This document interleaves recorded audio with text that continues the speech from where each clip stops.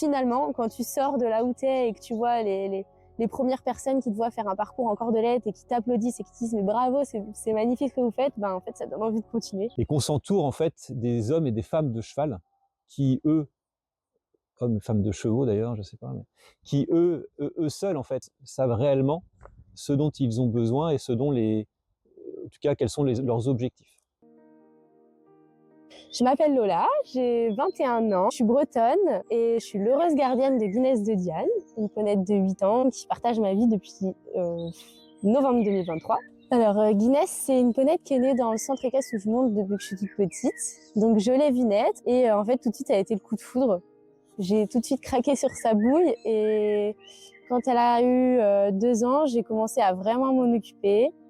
À la fin de ces 3 ans, j'ai terminé son débourrage et j'ai commencé à la travailler, un peu trop tôt du coup maintenant dans mes convictions.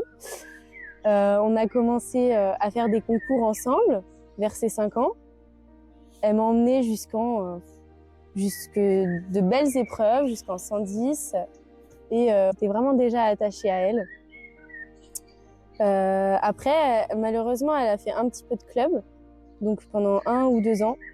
Et j'ai dit stop, j'arrive pas à la voir avec d'autres cavaliers. Je la prends en pension complète, donc c'est là que j'ai commencé vraiment à créer un lien avec elle. On a commencé à faire du travail à pied, j'ai commencé à me poser des questions, mais sans plus pour autant, j'étais vraiment dans une équitation assez traditionnelle avant. Et donc on continue nos épreuves. On était plutôt sur de la club 1 pour aller au championnat de France. En 2022, ça s'est super bien passé, on cartonnait, je commençais à la monter sans mort. Mais elle était toujours au box, elle était toujours au club, au box, elle sortait un petit peu. Elle avait pas de foin à volonté. Et un moment, sur une saison de concours, donc la saison 2023 où je devais participer au Wild Challenge, la première édition, en fait, elle m'a dit stop, elle a commencé à s'arrêter. Elle voulait plus. Au paddock, elle sautait très bien, mais alors sur le tour, c'était des réactions disproportionnées. Elle se mettait debout, des grosses réactions. Et puis elle s'arrêtait, elle voulait plus. J'ai eu des réactions qui aujourd'hui sont aberrantes. Et en fait, elle m'a fait tout remettre en question. Il y a eu vraiment un concours qui m'a marqué à Dinard en 2024. Et après ça, j'ai dit stop. J'ai tout remis en question. J'ai revu toute ma façon d'être avec elle, avec les chevaux en général, à mon équitation. Et je me suis dit, c'est pas ça en fait. C'est pas la personne que je veux être, c'est pas ça que je veux montrer.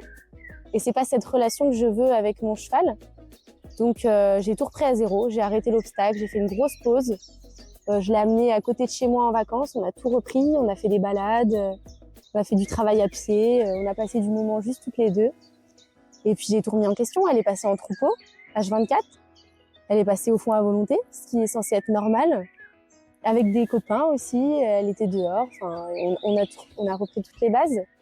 Et sortie de l'été, donc ça c'était l'été, et sortie de l'été, on a commencé à se réamuser un petit peu sur des bars. Et en fait, je la sentais revenir vraiment avec moi. Elle commençait à reprendre goût, à s'amuser. Je l'ai aussi fait suivre tout ce qui est ostéo. J'ai fait les communications animales.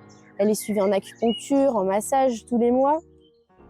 J'ai tout revu de A à Z. Et en fait, je pense qu'elle m'a remerciée d'un côté et on a retrouvé cette complicité qu'on n'avait pas avant. Donc fin 2023, je l'ai achetée. Donc j'ai pu faire tout ce que je voulais pour qu'elle soit bien.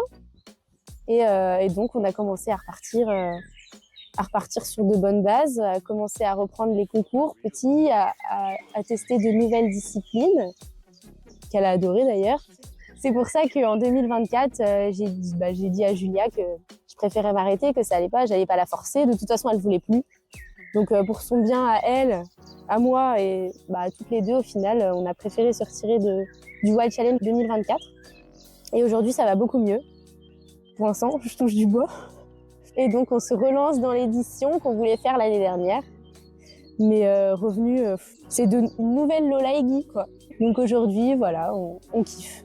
On a arrêté de penser sport. Et puis maintenant, je pense à elle et je pense à notre kiff, quoi. On s'amuse avant tout. Je suis devenue la gardienne de Guy officiellement en novembre 2023. On a commencé à faire du CSO, donc on a fait plein de concours sur de belles épreuves. Et aujourd'hui, on continue notre saison, mais on est passé sans mort dans un premier temps. On se tourne sur une saison en cordelette. On apprend encore. Mais on découvre en même temps d'autres disciplines. On a commencé le CCE qu'on adore. On a fait aussi du ride and run. J'aimerais beaucoup tester le trek, le mountain trail. Qu'est-ce qu'on a fait d'autre? On a fait du hunter et un petit peu de dressage. Et puis de toute façon, je veux tout tester, donc je pense que ça m'a toujours attirée en fait au final. Mais c'est vraiment dû à ma remise en question avec Guinness.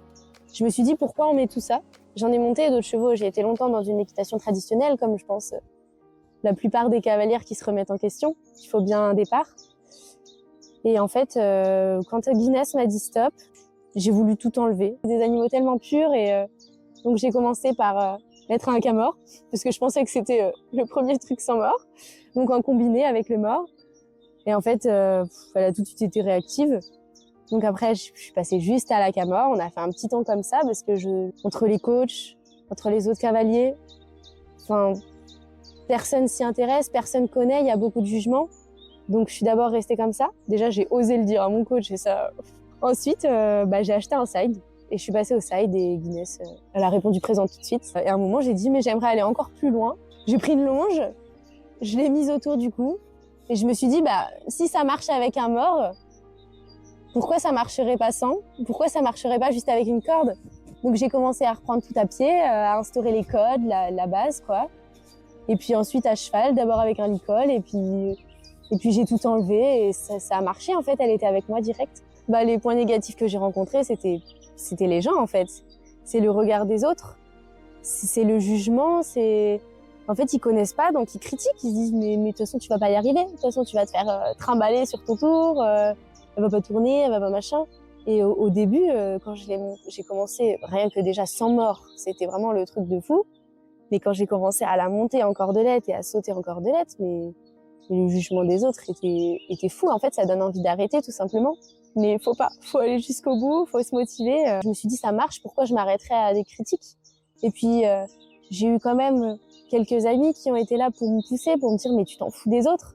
Meuf, vis ton rêve, continue et puis tu verras où ça te mène. Si ça marche pas, c'est pas grave. Soit t'arrêtes, soit tu prends ton temps mais ça va le faire quoi. Et en fait, finalement, quand tu sors de là où t'es et que tu vois les premières personnes qui te voient faire un parcours en cordelette et qui t'applaudissent et qui te disent mais bravo, c'est magnifique ce que vous faites, en fait ça donne envie de continuer. Récemment, on a changé d'écurie pour la première fois. Elle est passée juste à côté de chez moi, question de praticité.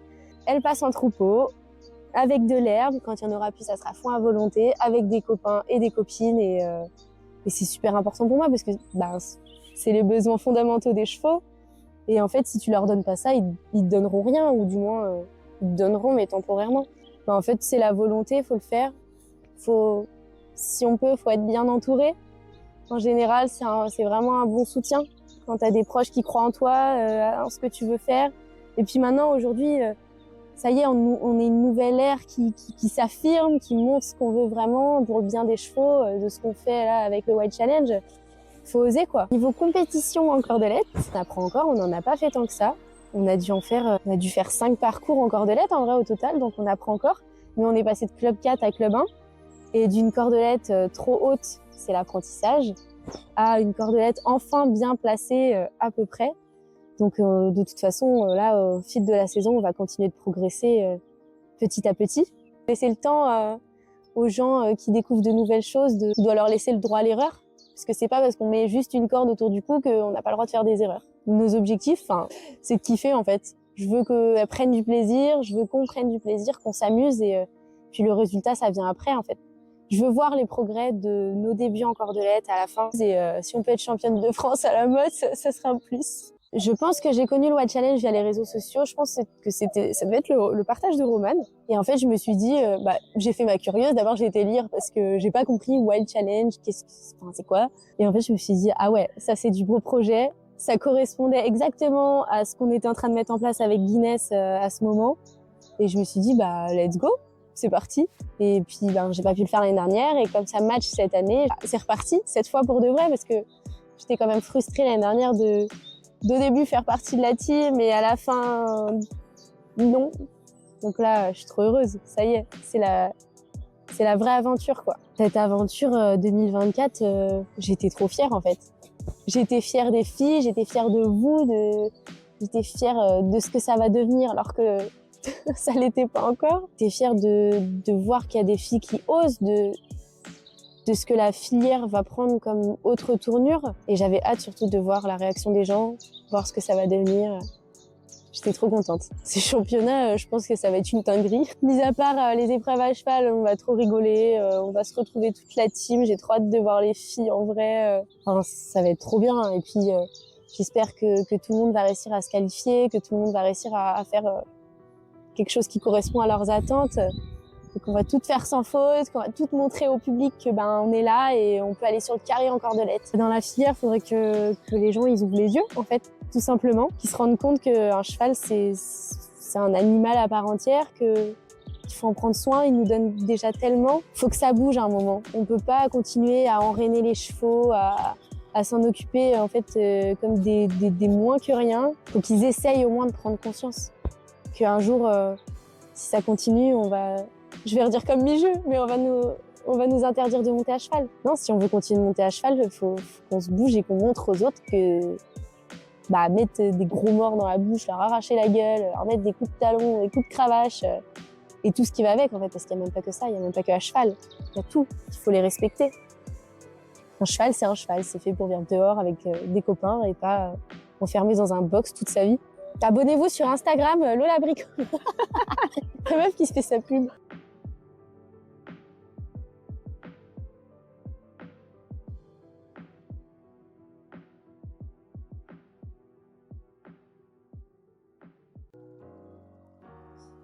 Pasca Cheval, c'est la marque cheval du groupe Tecna qui existe depuis plus de 65 ans.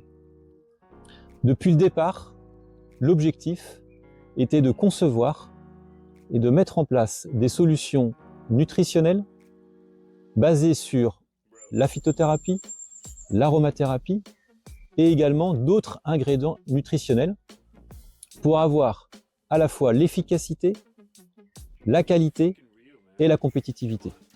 Les trois piliers de Pasca Cheval sont la nutrition, la naturalité, le bien-être et la performance.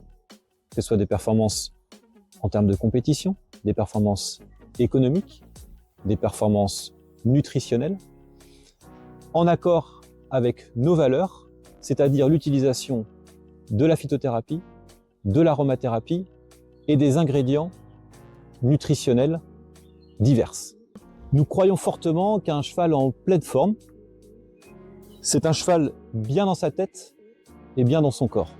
Nous concevons donc des produits qui respectent l'organisme du cheval pour l'accompagner tant dans son effort, dans sa récupération, que globalement dans son équilibre. Nos gammes peuvent alors couvrir l'ensemble des besoins avec des objectifs sur le muscle, le soutien articulaire, la digestion, la sphère respiratoire, bien évidemment, et l'ensemble des soins externes. Tout ceci est adapté pour l'ensemble des disciplines, avec un objectif de donner à tout cavalier, tout propriétaire, des produits faits pour le haut niveau. Nous sommes convaincus que le bien-être est une des clés de toutes les performances. On accompagne tous les chevaux, toutes les disciplines, avec à chaque fois des solutions naturelles, ciblées sur les problématiques de nos clients. On a connu le Wild Challenge à travers une cavalière qu'on a sponsorisée cette année, qui est Lola. Et donc on s'est intéressé à quelles étaient les valeurs de ce Wild Challenge. Et par rapport à tout ce qu'on a vu avant sur le fait que Pasca Cheval est convaincu que ces solutions permettent bien-être et performance, on trouvait un point commun et on souhaitait donc pouvoir participer à ce challenge. Alors ma vision se limite à notre cœur de métier, qui est la nutrition de précision et la santé naturelle. Et on est convaincu au sein de Pasca Cheval que notre savoir-faire dans la phytothérapie, l'aromathérapie et plus globalement dans la nutrition et l'utilisation des ingrédients nutritionnels nous permettent d'accompagner l'ensemble des acteurs, quelle que soit la discipline et quels que soient leurs objectifs. Et qu'on s'entoure en fait des hommes et des femmes de cheval qui, eux, hommes, femmes de chevaux d'ailleurs, je sais pas, mais qui eux seuls en fait savent réellement ce dont ils ont besoin et ce dont en tout cas quels sont leurs objectifs. Et c'est par cette relation forte et étroite avec l'ensemble de ces acteurs professionnels que nous pouvons contribuer à l'amélioration et finalement à l'expression de la totalité du potentiel des chevaux. Je reste persuadé qu'il y a plein de façons de pouvoir dresser, entraîner, s'occuper des chevaux. Donc je trouve très bien qu'il y ait des choses qui sont réfléchies, testées. On a aujourd'hui une responsabilité en tant qu'entreprise du monde équestre et par rapport à nous, notre savoir-faire, de pouvoir continuer perpétuellement à apporter des nouveautés basées sur la science. Et c'est ce à quoi on travaille chaque jour. Et finalement, pouvoir partager ce savoir-faire avec l'ensemble des passionnés du monde équestre, c'est ça qui nous nourrit, nous. Et je pense que c'est ça qui nourrit aussi l'ensemble de nos partenaires et de nos clients. Et c'est là-dessus qu'on œuvre chaque jour avec l'ensemble de nos collaborateurs et partenaires.